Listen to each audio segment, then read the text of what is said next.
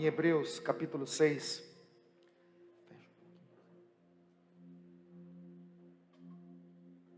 Hebreus capítulo 6,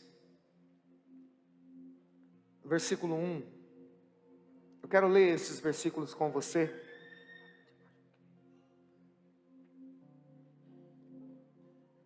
Achou? Hebreus 6, versículo 1. Aleluias. Nós vamos ler alguns versículos e vamos pular outros. É intencional, tá? Aí depois em casa você pode ler tudo. Portanto, deixemos os ensinos elementares a respeito de Cristo e avancemos para a maturidade, sem lançar novamente o fundamento do arrependimento, de atos que conduzem à morte, da fé em Deus. Versículo 9. Amados, mesmo falando dessa forma, estamos convictos de que coisas melhores, maiores em relação a vocês, coisas próprias da salvação. Deus espera que eu e você possamos estar em um nível maior. Amém? Versículo 17. Querendo mostrar de forma bem clara a natureza imutável do seu propósito para com os herdeiros da promessa, Deus confirmou com juramento, para que por meio de duas coisas imutáveis, nas quais é impossível que Deus minta, sejamos firmemente encorajados, nós que nos refugiamos nele, para tomar posse da esperança a nós proposta. Nós temos uma esperança, amém? Temos essa esperança como âncora da alma, firme e segura, a qual adentra o santuário interior por trás do véu, onde Jesus já foi, ele nos precedeu, entrou em nosso lugar, tornando-se sumo sacerdote para sempre. Amém? É isso que Deus espera de nós. Que nós possamos entender a palavra dele e buscar a cada dia, não a cada culto, não a cada célula, mas a cada culto, eu e você crescermos, nos ambientarmos com as coisas do alto, não nos assustarmos com os milagres, com as maravilhas que Deus tem trazido. Nós ouvimos aqui testemunhos, né, do irmão Samir falando quanto Deus tem prosperado ele. Deus quer que eu e você possamos sempre subir, buscar coisas maiores, coisas melhores, uma vida profunda no Senhor, buscarmos uma experiência profunda. Por quê? Porque quando buscamos isso, nós temos, o escritor de Hebreus diz, nós temos essa fé, essa esperança como uma âncora, sabe? Eu falei esses dias, culto passado, né? A âncora no navio serve para que, quando ele chega no destino, ou quando ele está enfrentando uma tempestade muito grande, aquela âncora, ela vai ser lançada ao mar, e então ela vai chegar no fundo. E quando ela chegar no fundo, é lá no fundo que essa âncora tem a sua utilidade total. Uma âncora que fica no meio do mar, no meio do caminho entre a profundidade e o alto, ela não cumpre a sua função. Existem muitos cristãos que dizem ter fé. Tem dois aqui, tá vendo como é que tem bastante? E o resto do mundo juntando dá bastante. Muitos cristãos dizem ter fé, amém? Mas a maioria de nós temos uma fé que é mais ou menos, ela sempre está na superfície. Quando está tudo bem, eu digo, eu tenho fé em Deus, Deus tem sido o meu sustento. É muito bom nós termos, porque nós sempre gostamos de ouvir o testemunho de vitória, não é verdade? Samir veio aqui, semana passada outra pessoa, nós sempre estamos ouvindo o testemunho de vitória, mas para chegar na vitória, existe um caminho. Então a ideia de que eu e você olhamos para alguém hoje, vivendo uma vida próspera, em todos os propósitos, em todos os caminhos, mas a gente precisa, olha, como aquele irmão tem crescido, como ele tem prosperado no Senhor, espiritualmente, familiar, profissionalmente, de uma forma física, ele tem crescido. A gente olha e vê somente o resultado de tudo aquilo que ele experimentou, mas eu preciso ter condição de entender de que a minha fé, ela não pode estar ligada às circunstâncias. Então, alguém diz assim, eu estou meio desanimado essa semana. O cristão não pode estar desanimado. Por quê? Porque ele tem uma fé, ele tem uma esperança que não falha. Não falha. Fala para quem está do teu lado aí, a esperança não falha. Aí qual esperança? Qual esperança? O escritor diz, temos uma esperança que é como uma âncora. Quem é a nossa esperança? A nossa esperança é Jesus. Então Jesus não falha.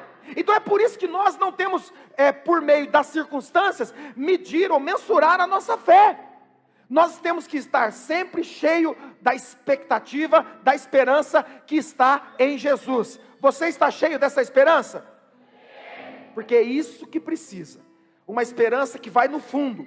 E sabe, a âncora, ela tem que estar lá no fundo, para que ela cumpra a sua função.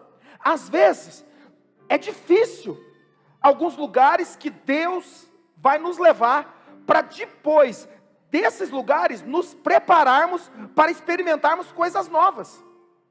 É difícil, não é um caminho simples, não é uma coisa que você só vai viver, porque quando eu estou a vida toda dentro de igreja, eu vi as pessoas falarem assim, quando você aceitar Jesus, você vai ver, tudo vai mudar na sua história, tudo vai dar certo. A gente queria dizer isso para motivar a pessoa a aceitar Jesus, que já é uma dificuldade. Mudar, sair do mundo e vir para Deus, não vir para a igreja, porque esse é o grande problema. Nós criamos dois mundos, parece que existe um mundo lá e um mundo aqui. Não, nós estamos todos no mesmo lugar, mas fazendo coisas diferentes. Entendeu? É tudo o mesmo mundo. Somos todos seres humanos, todos feitos pelo Deus. Aquela ideia que todos, uns são filhos, outros são criaturas. Irmão, filho é filho. Quem foi que criou o homem? Quem foi que criou a mulher? Agora você olha para alguém e fala, você é criatura. Como assim, irmão? Eu sou filho. Quem foi que falou para você que você é filho? As atitudes, o comportamento é que define quem é filho. O filho, nós temos muitas crianças aqui na nossa igreja, amém? E tem mais crianças chegando, né? E por falar nisso, vamos dar uma saudação para a Heloísa, a filha do Cláudio e da Carla, que nasceu sexta, né? Então, Heloísa, ela deve estar nos assistindo lá, seja muito bem-vinda. Então, nós temos muitas crianças aqui, mas como é que você discerne quem é seu filho, quem é sua filha? Vamos lá, quem é pai de criança aqui, até 4, 5 anos? Como é que você discerne que é teu filho? Como que vocês fazem? Chama de... Eu vou ajudar vocês, irmãos. Vocês estão pai meio novo ainda, né? Meu filho já é grandão. Então eu sei muito bem disso. Como é que você discerne seus filhos no meio de um monte de criança? É aquele que te chama de pai, mãe. É exatamente assim que a gente discerne. Não tem, olha a criatura lá, aqui estão os filhos, aqui estão a criatura. Não. Nós precisamos entender. Nós estamos aqui para viver uma vida plena no Senhor. Então requer de nós uma fé que seja um referencial, que seja um marco, um memorial para quem não está, para quem não está vivendo. Então se o cristão só é cheio de fé quando as coisas dão certo, nós não temos diferença nenhuma das pessoas que estão no mundo, porque eles também são alegres. Você encontra alguém que está prosperando, alguém que passou num concurso público, porque é só crente que passa em concurso público? Não. É só crente que prospera? Não. Então, a diferença é o comportamento. Nós estamos aqui porque diante de uma crise, diante de um problema, nós não nos desesperamos. Por quê? Porque como diz Hebreus, temos uma esperança para nossa alma, uma âncora, Jesus Cristo. Ele está aqui. Então mesmo que as suas emoções estejam hoje no fundo, talvez a sua conta bancária esteja no fundo do poço, talvez a sua família esteja no fundo do poço. Ei, escute uma coisa, a âncora precisa ir para o lugar mais fundo. Enquanto ela não chega lá no final, ela não cumpre o seu papel de fazer com que o navio fique seguro. Eu quero te dizer uma coisa, que talvez não seja fácil de ouvir, porque o que nós queríamos ouvir é: a minha vitória hoje tem sabor de mel, tem sabor de mel, que é o negócio que faz assim, né?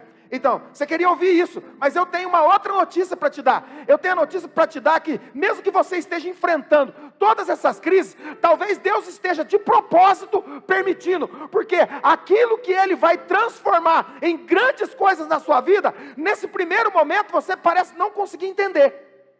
Por que isso, Deus? Para de perguntar por quê e pergunta para quê. Pergunta para Deus, onde eu vou chegar depois disso? Sabe, a gente reclama de crise, mas quando você olha para a Bíblia, a gente reclama de lutas, de problemas, mas quando você olha para a Bíblia, os grandes homens, os grandes vitoriosos na Bíblia passaram por grandes lutas antes. Então, passar por grandes lutas vai demonstrar, é como um radar, um GPS na nossa vida, dizendo, você está enfrentando muita coisa, saiba, Deus tem coisas ainda maiores para você, porque onde você está não é o seu lugar não é onde você está, mas é para onde Deus vai te levar, e para chegar no lugar onde Deus vai te levar, você precisa ser preparado no lugar onde você está, e se você no lugar onde você está não aprender, você não pode chegar lá, onde Deus quer te levar, mas primeiro você precisa aprender, aqui, para depois chegar lá. Então você não vai viver a vida eterna, deixa eu falar sobre a vida eterna. Você não vai viver a vida eterna lá. Deus te prepara aqui para que você viva lá. Então aprenda a viver eternamente aqui. Como isso, pastor? Como isso? Aprenda a viver pelos princípios eternos aqui. Porque lá no céu, você tem que chegar sabendo. Entendeu? Você tem que chegar sabendo.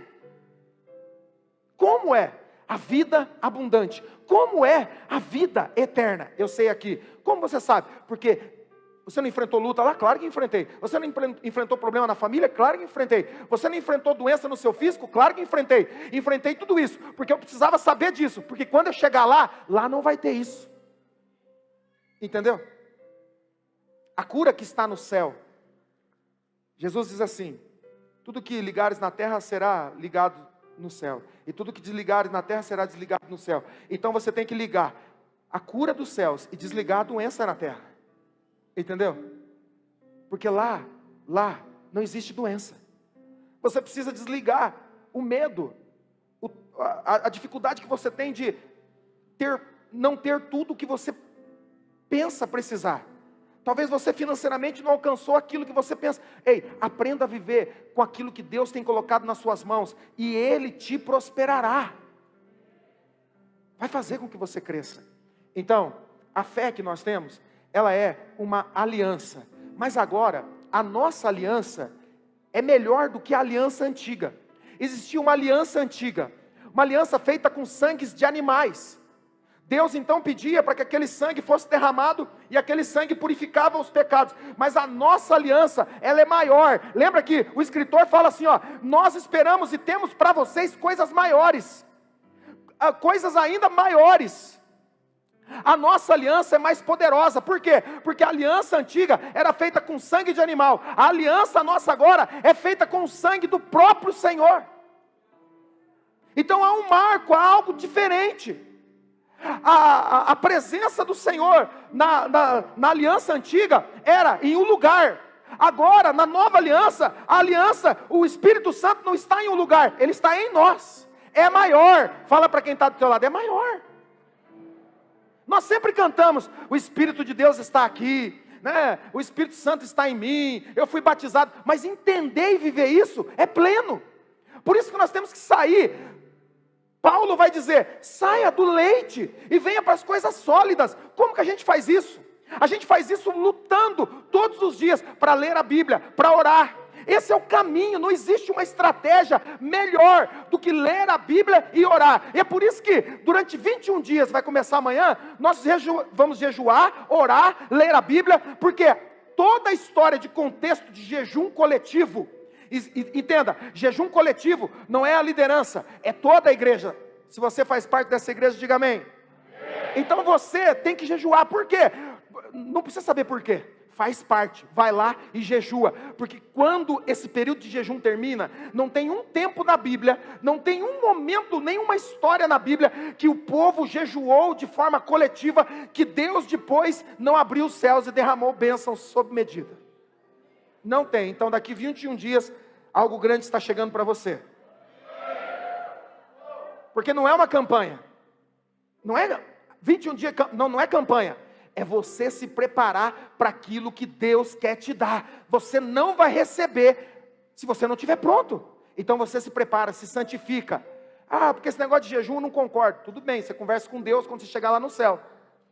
Quando você chegar lá. Mas agora, faz parte. Mas mesmo assim, se eu não entender, não precisa entender, faça parte. Tem coisas que a gente só tem que seguir o caminho. Eu lembro que quando a gente estava dirigindo, a Ana, ela gosta de dirigir, mas às vezes se perde pelo caminho. E eu dizia assim para ela, ó, segue o fluxo. Entendeu? Segue o fluxo. Segue, ó, tá vendo os carros? Segue o fluxo. Então, às vezes, a gente tem que seguir. Irmão, pastor, tá todo mundo orando e jejuando. Vai também, irmão. Ah, mas eu nem sei o que estão, não precisa saber. Para jejum e oração, você não precisa saber, só precisa fazer. Vai lá e faz. Deixa Deus tocar. Agora, pergunta para quem está do teu lado assim, ó. Quanto tempo faz que você não jejua? Esses sorrisos aí, né, esse sorrisinho nosso assim, aí a gente fala assim, quanto tempo faz que você não jejua? E a outra pergunta você está esperando o quê? O que você está esperando? Porque se você não busca, você não pode receber. Existe um chamado maior. O apóstolo Paulo está dizendo assim, ó, vocês ficaram no raso durante muito tempo. Irmãos, o grande perigo na vida do cristão é ficar no raso. É ficar naquela, sabe, a gente cria um método nosso de ir na igreja, oferta, vai na célula, a gente cria um modelo, um estilo, sabe, e a gente não vai naquele lugar para crescer, a gente não leva a Bíblia, a gente não cria expectativa. Hoje, qual a expectativa que Deus colocou no seu coração? Depende do quê? Depende de como você se preparou para estar aqui. Depende de quanto você desejou. Puxa, eu não estou indo lá porque é domingo.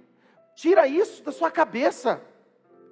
Domingo eu tenho que ir na igreja. Claro que não. Domingo você tem que cultuar a Deus. Então quando você vem com a mentalidade de cultuar, eu vou lá, vou erguer as minhas mãos, vou adorá-lo, exaltá-lo. Eu vou entregar a minha oferta a Ele, oferta de amor, oferta de louvor a Ele. Entrega o seu melhor. Entrega a sua melhor adoração a Ele. Quando você faz isso, você abre os céus sobre você. Então é importante que você entre aqui e saiba, esse é um lugar de celebração a Deus. Nós podíamos vir aqui e celebrar a Ele, e não precisávamos de uma pregação, não precisávamos de um modelo para que Deus tocasse você. Só de estar aqui, Ele já deveria estar te tocando. E por que muitas vezes precisamos de um embalo? Às vezes nós precisamos da música certa. Não precisamos. Se a presença está sendo cultivada, se ela está sendo cultivada, naturalmente ela vai aparecer. Naturalmente, Paulo está dizendo assim, vocês ficaram no raso muito tempo, e a gente acaba ficando quase mundano. As nossas atitudes são atitudes quase mundanas. Jesus disse aos discípulos dele, até quando estarei convosco? Geração incrédula. Jesus está pegando no pé deles. Jesus está dizendo, até quando você vai pedir para o pastor orar por um milagre? Até quando você vai pedir para o irmão tal orar por você? Até quando? O véu se rasgou, entra na minha presença e fala comigo. A gente precisa buscá-lo. Jeremias vai dizer, buscá-lo-ei e o encontrarei. Se você buscar com o coração, então você encontra. Sabe, às vezes medo, tristeza, dores, frustrações invadem o nosso coração. Mas Ele está dizendo, está na hora de superar essas coisas. Está na hora de superar o medo. E como é que a gente faz isso? Se entregando ao Senhor, se colocando diante do Senhor. Sabe, a maioria de nós tem dificuldade de assumir compromissos com o Senhor, mas requer do Senhor compromissos com Ele. Mas eu preciso assumir compromissos com Deus, compromissos de orar, compromissos de estar buscando Ele. É tão bom vir aqui e junto com os irmãos, sabe, celebrarmos, é tão bom, mas melhor ainda quando nós temos um tempo individual com o Senhor. Porque sabe, algumas pessoas ainda carregam medo, de dúvidas, frustrações, e o medo acaba levando eu e você para outros lugares. Entenda, o medo de se lançar diante de Deus, o medo de realmente se jogar para coisas profundas no Senhor, ele impede que eu e você vá ao profundo com Deus, mas ele nos leva a outros lugares. E você pode até nesses outros lugares adquirir ou obter sucesso. Você pode sim, sabe, no reino de Deus, eu só vou na igreja, eu só vou no culto uma vez por mês, na ceia, e depois eu não vou, mas eu sou bem sucedido, Deus tem me abençoado muito nessa área, sabe, o medo nos leva para outros lugares, e nós podemos ser bem sucedidos em outras áreas, mas sabe de uma coisa, quando você permite que o medo tire de você a esperança, você alcança outros objetivos, mas o propósito de Deus na sua vida é perdido. Então você pode ter sucesso muito grande aí fora, mas o propósito de Deus na sua vida se perde. Por quê? Porque perdemos a esperança. A nossa esperança, ela está focada em coisas que eu e você podemos produzir. A nossa esperança está firmada em coisas que nós podemos produzir. O meu trabalho, a minha maneira de viver, o meu jeito, o que eu penso. E ele está dizendo, buscai o meu reino, busque as minhas coisas.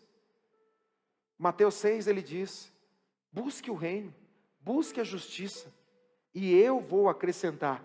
Quando você tiver um milagre para contar, você vai ter que dizer, não foi das minhas mãos, foi das mãos do Senhor. Não veio das minhas mãos, veio das tuas mãos. Isso é maravilhoso, sabe, viver uma vida de altos e baixos com o Senhor, nos afasta de Jesus e do propósito. E por que então não conseguimos avançar para um nível mais profundo emocional? As mesmas crises, os mesmos problemas, as mesmas doenças. Tem gente que até carrega a doença com ele, a minha dor, o meu diabetes, a minha isso, não é seu. Ele levou sobre si as nossas enfermidades, amém? Mas por que isso nos faz perder? Porque não nos aprofundamos no Senhor. Nós preferimos permanecer naquilo que é familiar. Aquilo que eu já faço. Eu já tenho a minha rotina. Eu já tenho o meu jeito. E sabe, às vezes não entender isso, não buscar a profundidade, nos tira do propósito maior em Deus. Moisés, ele é tirado das águas, era para morrer, havia uma palavra dizendo para matar todos os meninos hebreus, ele escapa, colocam ele num cesto, e colocam no rio, e ele não morre, aquele cesto não vira, alguém encontra ele, leva para a filha de Faraó, ele cresce, se torna um homem, e ele cresceu com a sua mãe. Talvez você está aqui, cresceu com a sua mãe e o seu pai sendo cristãos, ou talvez você está aqui e ninguém da sua família ainda aceitou Jesus. Moisés cresceu nesse ambiente, ele cresceu com a mãe dele, depois a filha de Faraó leva ele para morar no palácio, mas ele cresceu com a sua mãe, ele conhecia todas as profecias, mas uma coisa precisa ficar bem claro, até o dia que Moisés mata um egípcio, que estava espancando um hebreu, ele não sabia de nada do propósito de Deus na vida dele. Nós sabemos porque temos a Bíblia, de que ele foi tirado com um propósito, de que Deus olhou para aquele menino formoso e pediu para que fosse separado, ele é cuidado, guardado, Deus estava preparando, você e eu sabemos porque está na Bíblia, mas Moisés naquele dia não sabia. A única maneira dele pensar de uma forma a entender o propósito de Deus na vida dele, era obedecer e crescer naquilo que a mãe dele ensinou a ele, sobre Deus, sobre o propósito de por que eles estavam ali tantos anos escravos. Mas Moisés não sabia. Sabe o que ele faz? Ele vai lá e mata. E muita gente diz assim, Moisés tentou fazer do jeito dele. Não, Moisés não tentou fazer do jeito dele, porque ele não sabia. Ele não sabia que ele tinha sido escolhido por Deus para libertar o povo. Então, depois de matar o egípcio, a Bíblia diz que ele foge. porque ele não se aprofunda em buscar a Deus, porque ele não se aprofunda naquilo que foi ensinado a ele, porque talvez você foi ensinado desde pequenininho, como nós ensinamos os nossos filhos e os meus netos hoje a orar. Nós dizemos para eles: olha, nós vamos ensinar vocês, então eles oram: papai do céu, me abençoa, abençoa o papai, a mamãe. Nós ensinamos. Talvez ele foi ensinado assim, mas quando chega uma fase da nossa vida, a gente tem a mania de achar que sabe tudo. E como está cheio de gente assim, que acha que sabe tudo, gente que estuda demais a Bíblia, no sentido teológico, e pensa: eu sei demais.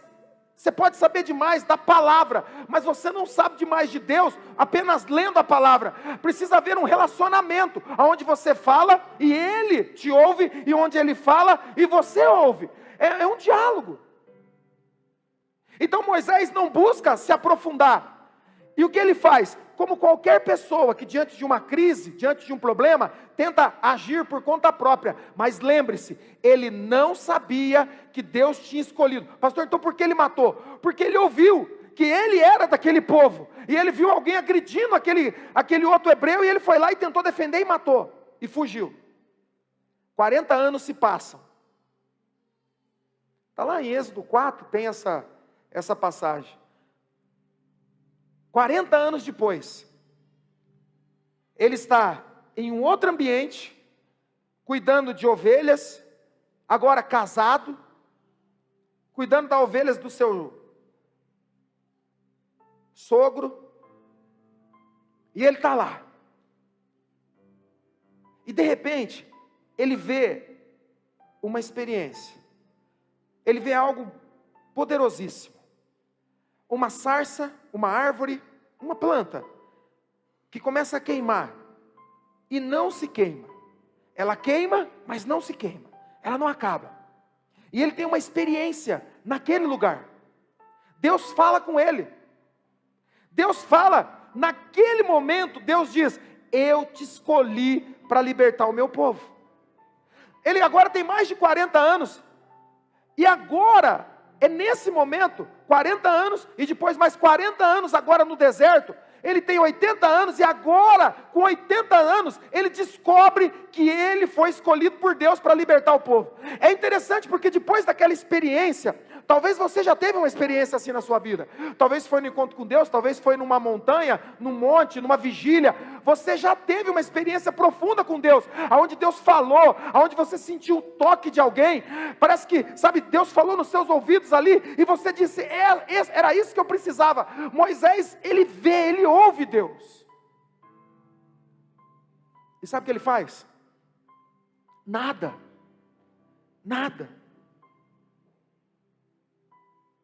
Ele não faz nada,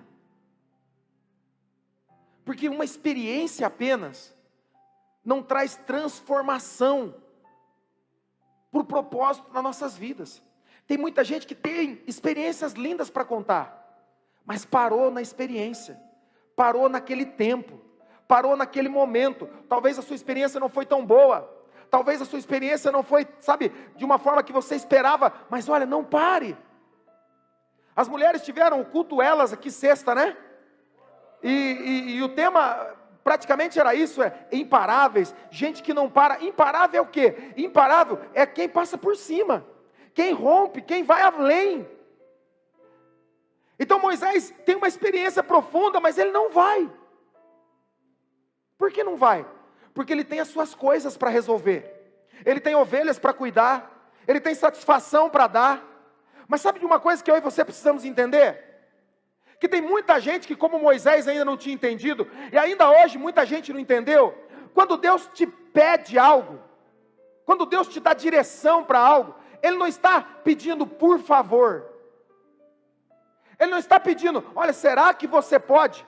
Não, sabe, muita gente ainda não entendeu que na salvação, Jesus Cristo nos comprou. Nós éramos escravos, tínhamos uma dívida, e Ele pagou a nossa dívida. Então Ele nos comprou. Quando você compra algo, nós não cantamos: com o seu sangue nos comprou? Sim ou não? Cantamos. Quando você compra algo, aquilo é o quê? É seu, é propriedade sua. Quem comprou alguma coisa essa semana? Comprou alguma coisa, comprou algo. Comprou? Olha lá, você comprou, Nicolas? É de quem? É seu. Então, o Nicolas, vamos lá, Nicolas, eu não sei o que você comprou, mas vai lá, comprou uma camisa. E aí, ele compra a camisa e ele fala, bom, agora eu vou usar a camisa. E alguém diz, não, você não pode usar. Não, por que não posso usar? É minha. Jesus nos comprou. Nós éramos escravos do pecado e agora somos escravos do amor. Porque Ele nos amou. Somos escravos dele porque Ele nos comprou. A dívida foi paga, não para que você vivesse do jeito que você quer, não para que você fizesse o que você quer. A dívida foi paga para que você vivesse a vida dele, a vida que Ele tem. Então, se eu e você não entendermos isso, nós vamos viver dizendo não para Deus. Vivemos fazendo, Deus nos chama. Quantos aqui, escute, quantos aqui já sentiram vontade? Puxa, pastor, eu quero falar de Jesus para as pessoas. Quem aqui já sentiu isso no coração? Deixa eu ver, erga a mão. Olha só, muita gente. Então, você sente isso, porque Deus coloca isso no seu coração. Você precisa ir. Ah, mas é que eu não sei se é o meu chamado. Não, Deus colocou algo em você. Escute, Deus nunca vai te pedir algo que Ele ainda não te deu. Se Ele está te chamando com um propósito para alguma área, é porque Ele já te preparou para isso. Você precisa saber. Então você queria falar de Jesus para alguém, porque é fácil falar de Jesus para crente, né, irmão? Você pode ir numa igreja, pode vir aqui, pastor, eu queria pregar, pode pregar, é fácil pregar para crente.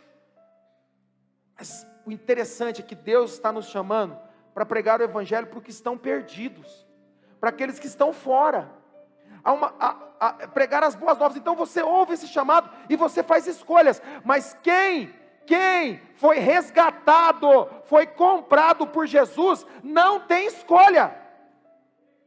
Agora eu sei que eu estou pregando certo, porque ficou um silêncio, né? Quando fica silêncio assim, eu sei que estou certo. Olha só, você não tem escolha. Ele comprou, pagou o preço de sangue. Você tinha uma dívida com o diabo, Ele te libertou, para que você agora fosse dele. Então agora Ele te diz, vai lá e faz isso para mim. Ah, mas é que eu não estou com vontade. Não, mas eu te comprei, você precisa ir lá. Você não tem escolha, você precisa ir. Fala aí para quem está do teu lado, você não tem escolha. Aí alguém fala assim, tenho sim, eu tenho minhas escolhas, as minhas escolhas. É por isso que não cresce, é por isso que não avança, porque acha que tem escolha. Está na hora de você deixar isso para trás, está na hora de você deixar essas coisas. Êxodo capítulo 4, Deus chama Moisés. Olha lá para a Bíblia, Êxodo capítulo 4, versículo 1. Deus fala assim para Moisés, Moisés, você vai libertar o meu povo. Eu vou usar você para libertar o meu povo. Eu vou usar você para fazer com que todo o povo saia do Egito. Deus está dizendo, eu vou te usar. Tem Moisés hoje aqui no nosso meio, amém? Deus está falando, eu vou usar você. Eu vou usar. Ah, eu sempre quis falar de Jesus. Então Deus está falando, é para você. Eu vou usar você. Olha lá, olha só. No capítulo 3, Deus, pode deixar no 4. No capítulo 3, Deus está falando, eu vou te usar. Eu vou usar você. Você vai falar com o faraó. Você vai falar com o meu povo. Eu vou usar você, Moisés, de forma poderosa. Você acredita que Deus pode te usar de forma poderosa? Mesmo que você não se sinta assim, mesmo que você não se sinta tão empoderado. Aí Deus fala, Moisés, eu vou te usar. Olha só o que ele começa a dizer, versículo 1. Moisés respondeu, e se eles não acreditarem em mim, e nem quiserem me ouvir, e disserem, o Senhor não apareceu a você? Moisés começa a duvidar de Deus. Deus falou, eu vou te usar para libertar o meu povo. Se você acredita em Deus, diz amém. Não faz sentido você fazer pergunta, e com que dinheiro eu vou? E como que eu vou? Se Deus apontou, se Deus aponta, Ele paga a conta. Amém? Ah, pastor, eu fui para lá, quebrei a cara. Foi, então não foi Deus que apontou, irmão, porque se Deus apontou, Ele paga a conta. Se Deus aponta, Ele paga a conta. Deus fala para Moisés, Moisés, eu vou te usar. Eu vou te usar. Moisés começa a dar desculpa ao que ele diz. E se eles não acreditarem em mim? É mais ou menos hoje. As pessoas falam assim: eu queria pregar o evangelho, mas ninguém quer ouvir. Como assim? Você já pregou para todo mundo? Como é que você fala que ninguém quer? Você precisa fazer. Então, a dúvida, o medo, geram justificativas. Tem um monte de gente que fala assim: eu sempre quis pregar o evangelho. E não foi por quê? Por causa disso. Moisés dá a justificativa dele. Olha a justificativa de Moisés. Primeiro, eles não vão crer. Não vão crer em quê? Eles não vão crer que o Senhor apareceu para mim. E se eles não acreditarem em mim? E se não quiserem me ouvir? Escuta. Duas coisas muito importantes. Primeiro, foi Deus que falou. Amém? Segundo, são duas coisas que estão no futuro. Você não consegue, entender e nem prever o que ainda vai acontecer. Moisés já está dizendo: eu não consigo, sem antes fazer. Então, Deus fala, vai lá. Ele fala assim: e se não acreditarem em mim? E se não quiserem me ouvir? São coisas futuras. Você não tem como, prever o futuro. Mas você pode, pela palavra do Senhor, saber que algo Deus vai fazer. É um evento futuro, ainda não aconteceu, está fora do seu controle. Aquilo que está fora do seu controle, você não pode querer controlar. Mas aquilo que está no seu controle, que é aquilo que Deus já falou, pega isso e usa. O que está fora, deixa lá. Deus nunca vai te pedir algo que Ele ainda não te deu. Deus nunca vai te colocar numa situação em que você não esteja apto. Escutou isso? Deus nunca vai... pastor, mas isso aconteceu... Porque todo mundo tem sempre uma justificativa. Mas se acontecer isso, se acontecer aquilo, Deus te capacita. Tem até um versículo na Bíblia que fala assim, não tem, irmão? Aquele versículo que fala assim: Deus não escolhe os capacitados. Então, só que isso não é versículo bíblico. Nunca foi. Mas serve.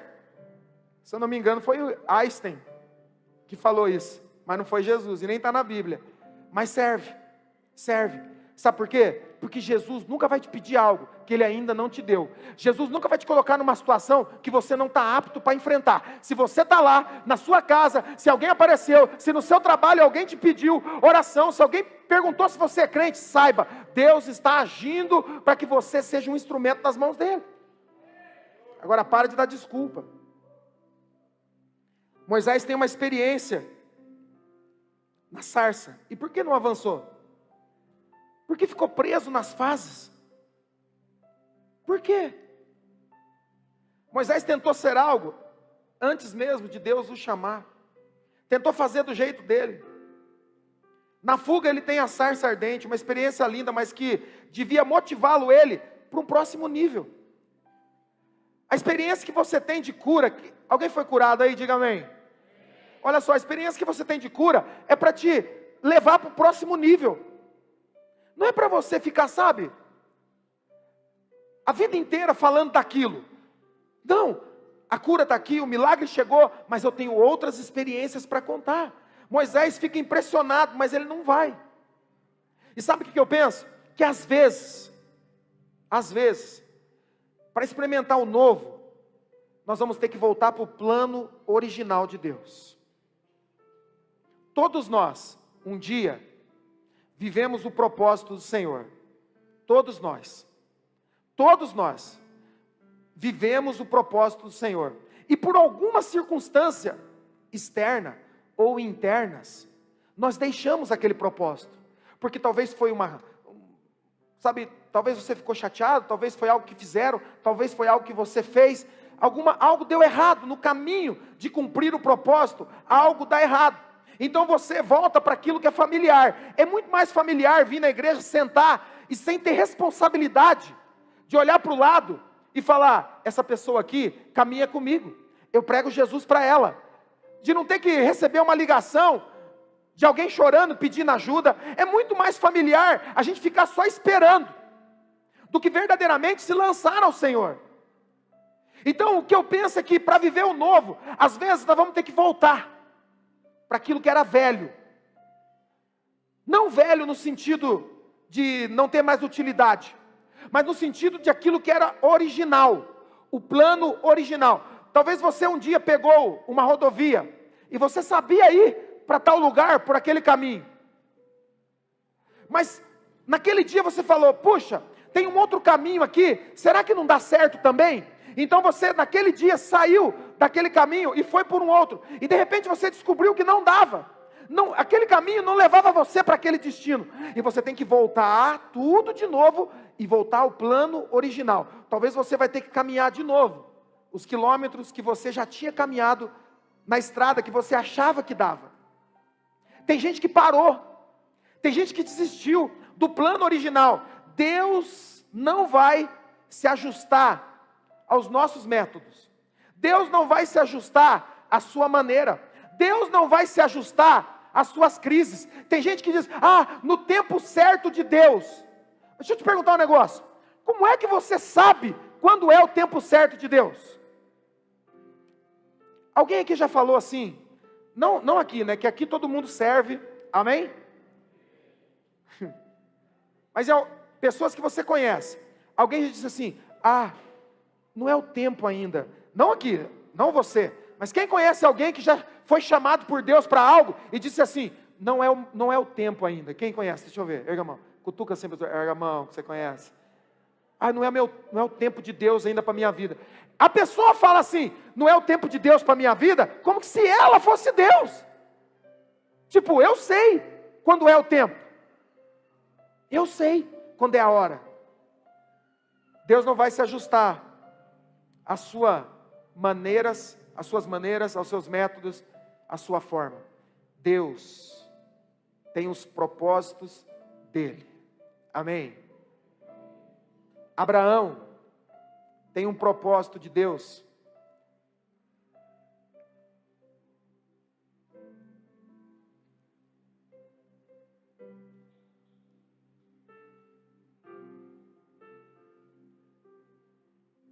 Se fosse um cinema, mandava sair, né, irmãos? Mas como é igreja, né, a gente tem que suportar, né? Abraão tinha um propósito de ser pai de multidão. Deus disse assim, você vai ser pai de multidão. Ele olha para a mulher dele, quase 100 anos, ele olha para ele, quase 100 anos. Então Abraão tem uma brilhante ideia, porque está cheio de crente que tem brilhantes ideias, cheio de cristãos que têm brilhantes ideias, que não é o plano original de Deus. Deus tem um plano original para a sua história, você vai ter que percorrer esse caminho, você vai ter que correr por esse caminho, não tem outro caminho, não tem um atalho, é esse caminho. Então Abraão tenta dar uma força para Deus, e a Bíblia diz que ele se deita com a sua escrava, Agar, e tem um filho com ela. Veja, Abraão saiu do plano original, e teve um filho com outra mulher. Abraão está dizendo, olha Deus, o Senhor não conseguiu, mas eu consegui. Lembra que o Senhor falou que eu ia ser pai de multidão? Então está aqui, o primeiro filho. Deus não se ajustou às falhas no caráter de Abraão. Deus não se ajustou aos métodos e à maneira que ele pensava. Deus não se ajustou a Abraão, porque Abraão falava assim, não, porque para pregar tem que estar de terno, para cantar tem que ser isso, tem que cortar o cabelo, tem que vestir isso, tem que vestir aquilo. Deus não vai se ajustar ao nosso método. Deus tem o propósito dele, alguém diga amém. Então Abraão chega com Ismael e tenta colocar aquilo como se aquilo fosse o caminho original. Deus fala não. Deus faz de Ismael um povo, mas não o dele. Deus não mudou. Alguém poderia dizer assim, mas é tão bonitinho, né?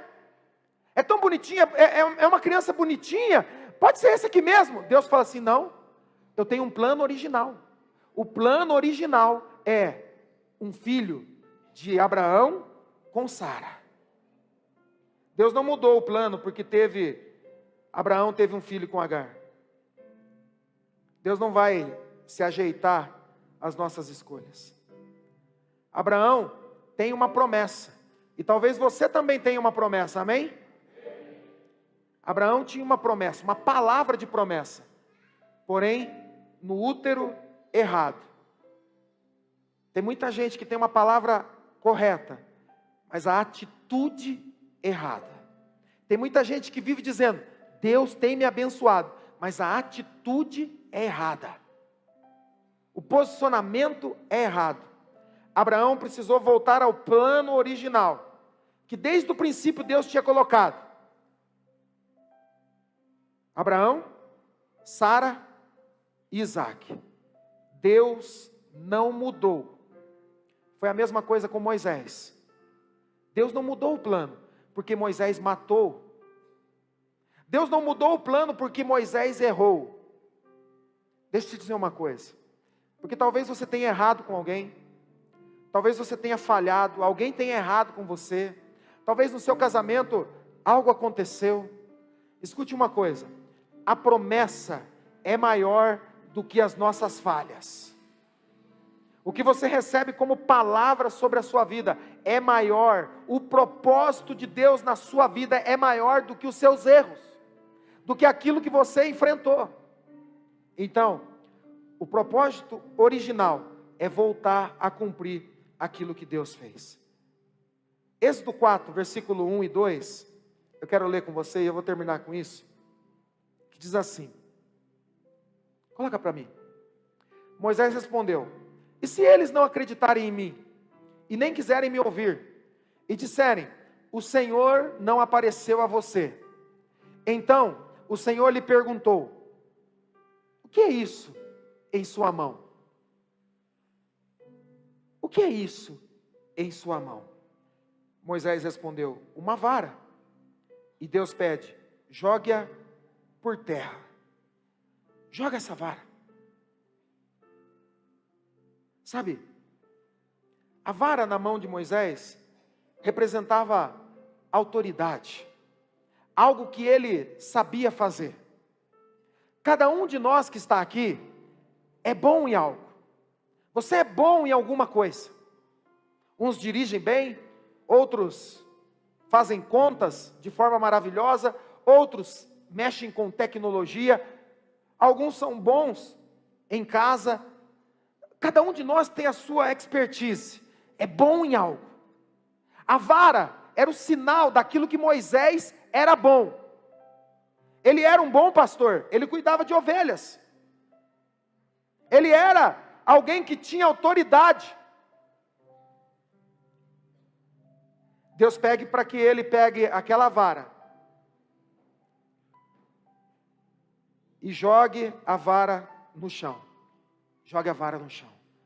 Deus está pedindo, Moisés, jogue aquilo que você sabe fazer no chão. Joga aquilo que você acha que é o certo. Joga no chão. Porque tem muitos de nós que entendeu o propósito de Deus. Muitos de nós que entendeu o chamado do Senhor. Mas a gente tenta pegar aquilo que a gente sabe fazer, aquilo que a gente é bom, e tenta transformar isso num chamado. Deus não vai se adaptar ao que você faz de bom. Ele te chamou para fazer o que Ele quer, não o que você faz de bom. Propósito. Então Deus diz para Moisés, joga essa vara. E ele joga essa vara no chão. E a Bíblia continua dizendo, ele joga a vara no chão, e ela se transformou numa serpente. E Moisés fugiu dela. A vara se transformou numa serpente, é um grande sinal.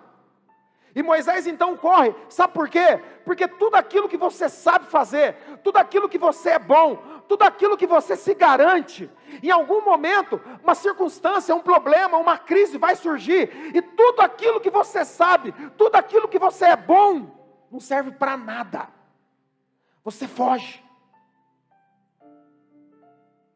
Um dia na minha vida, eu tive que orar por algo e clamar, mesmo sendo bom em alguma coisa, aquilo que eu era bom não servia para nada. Eu sou um bom empresário, eu sou um bom administrador, eu sou um bom mecânico, um bom médico, um bom doutor.